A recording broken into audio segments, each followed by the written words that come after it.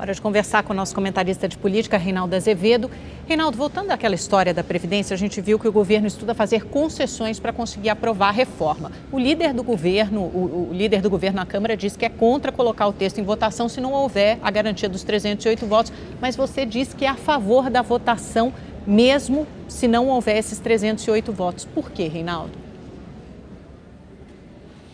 Boa noite, Amanda. Por uma questão que, a essa altura, é de natureza política. E também porque eu estou um pouco enfarado, aí, como cidadão até, mas também como jornalista, com os covardes, né, Amanda? Nós já conversamos fora do ar e no ar também, e você sabe que eu costumo dizer que há dois defeitos de caráter que eu considero insuportáveis, né? A deslealdade é um deles e a covardia é outro. Estão ali empatados. Por que eu digo isso? Você deve conhecer, Amanda, aquela piada, né, do sujeito que está numa enchente. Enchente chegando, passa um barco e diz, vambora, cara. Ele está ali esperando. A enchente vai cobrir a sua casa, você vai morrer. Ele fala, não, Deus proverá. A água sobe, passa um segundo barco. Vambora. Ele diz, Deus proverá. Aí, quando ele está morrendo afogado, ele fica indignado com Deus e diz, puxa, eu fui tão fiel, né? E o Senhor me deixa morrer afogado? E Deus diz a ele, e não é para morrer de rir, querido telespectador, não, eu cuidei de você, eu mandei 2 barcos para salvá-lo e você, teimoso, recusou os 2. Né? O governo Temer é o barco, né? E a conta da Previdência é a enchente. Então, as circunstâncias históricas nos deram a chance de um governo que aceita fazer a reforma da Previdência, que paga o preço da popularidade ou da impopularidade para fazer a reforma da Previdência, e os grupos políticos, a política de maneira geral, né, as organizações da sociedade estão recusando, refutando, tentando fazer de conta que não está acontecendo. Não é? Então vejo, por exemplo, os candidatos, os pré-candidatos à presidência da República, se colocarem e nenhum deles nem sequer tocar nesse assunto. Não é? O Jair Bolsonaro foi fazer uma palestra, uma intervenção num evento feito por um banco, não é? Ele já disse que vai votar contra essa reforma da Previdência porque ele é a favor de uma outra, que outra ele não sabe, mas essa ele vai votar contra. Não é? Um apresentador de televisão, Luciano Huck, está aí se colocando como pré-candidato, não adianta dizer que não, e nós não sabemos absolutamente o que ele pensa sobre a reforma da Previdência. Pior, o ex-presidente Fernando Henrique endossa essa postulação, mesmo sem que este diga o que vai fazer. Não é? Então os líderes estão se escondendo, estão fugindo.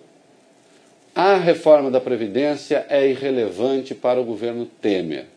O que quer que aconteça com a economia neste ano não depende da reforma da Previdência. Ainda que se diga, o governo será derrotado. Não é derrota do governo, não é? Eu acho que tem de votar sim, e o presidente depois tem de fazer um pronunciamento e deixar claro que ele foi até o limite do que ele pôde ir para aprovar, e que aqueles responsáveis pela aprovação não quiseram e que os líderes políticos não quiseram. Porque eu acho uma irresponsabilidade com o país perder a chance de fazer a reforma. Ou você acha, Amanda, que haverá candidatos em 2018 dizendo, nós vamos reformar e tal? Com certeza teremos um candidato no segundo turno do PT dizendo que não quer a reforma da Previdência, dizendo que quer inclusive recuar na reforma trabalhista. Porque eles têm a conta, eles sabem inclusive como é que se quebra um país como ninguém. Então acho sim que o Temer tem de levar a votação às últimas consequências, e se for derrotado, não é ele o derrotado. Até porque, Amanda, os efeitos do mercado vão ser sentidos do mesmo jeito. Seja retirando a proposta, seja recusando a proposta. Reinaldo, boa noite. O juiz Sérgio Moro afirma que os recibos do pagamento de aluguel da cobertura vizinha àquela que Lula ocupa lá em São Bernardo do Campo são materialmente verdadeiros. E aí, Reinaldo? Boa noite, Boris. Bom, e aí aqueles que me xingaram quando eu disse isso, né? Porque hoje o antilulismo e o antipetismo virou uma profissão, né? Daqui a pouco vai ter assim, para preencher quando um médico, quando eles, a profissão põe antipetista, profissão, xingar o Lula, né? Está virando uma profissão. Eu sou um crítico severo do PT, mas a minha profissão é outra, é ser jornalista. E eu, diante das evidências de que os recibos eram verdadeiros, disse aqui em toda parte que eram verdadeiros.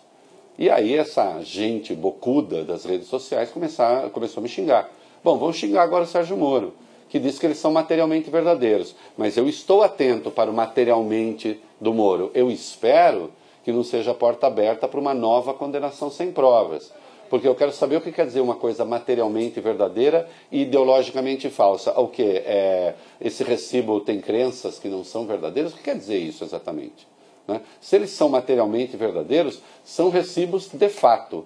Existem evidências que aquele que é acusado de ser laranja do apartamento cobrava o aluguel do Lula, em meio cobrando o aluguel do Lula, cobrando o reajuste de aluguel, né, da dona Marisa.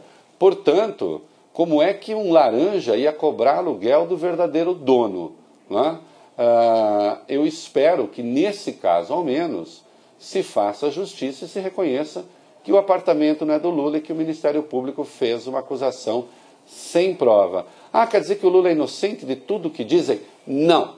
Eu me refiro a 2 processos. Ele foi condenado sem provas no Guarujá e espero que não seja condenado sem provas agora em São Bernardo. A pior tragédia que pode acontecer ao Brasil é o PT ser eleito para a presidência da República. A outra pior tragédia que pode acontecer no Brasil é passarmos a condenar as pessoas sem provas. Eu sou contra as 2 coisas e não hipoteco uma à outra. Reinaldo, muito obrigado e até amanhã.